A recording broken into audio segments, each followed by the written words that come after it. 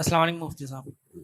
جی مفتی صاحب میرا ایک سوال یہ ہے کہ میرے چند دوست ہیں ہاں اور جو ہے ان کو میں کچھ ان میں حافظ بھی ہیں تو میں ان کو داڑھی رکھنے کا کہتا ہوں کہ تم داڑھی رکھا کرو تو وہ کہتے ہیں کہ بھائی ہمیں جو ہے نا یہ 5 سینٹی میٹر کی داڑھی رکھنے کا بھی ثواب مل رہا ہوگا. جبکہ میں ان کو بتاتا بھی ہوں کہ حدیث میں ہے کہ جو ہے داڑھی رکھنا جو ہے داڑھی بڑھاؤ اور دائیں بائیں اور نیچے سے ایک مٹھی ہونا چاہیے, اور جب ایک مٹھی سے زیادہ ہو جائے تب کہیں جا کے اس کو تراشا جاتا ہے. تو کہتا ہے کہ نہیں اتنا ضروری نہیں ہے, ہم جو 5 سینٹی میٹر والی بھی رکھتے ہیں تو اس کا بھی کہیں نہ کہیں ثواب ملتا ہوگا.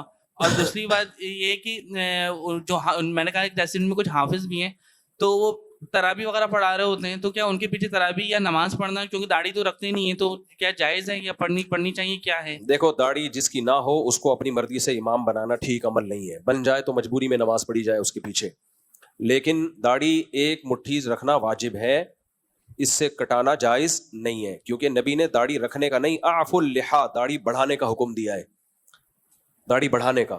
اب اہل حدیث حضرات اس پہ عمل کرتے ہیں, کہتے ہیں بڑھاؤ بالکل بھی نہ کاٹو, تو وہ بھی ایک حدیث سے بہرحال ثابت شدہ حقیقت ہے, اس کو حدیث کے ظاہری الفاظ تو یہی ہیں.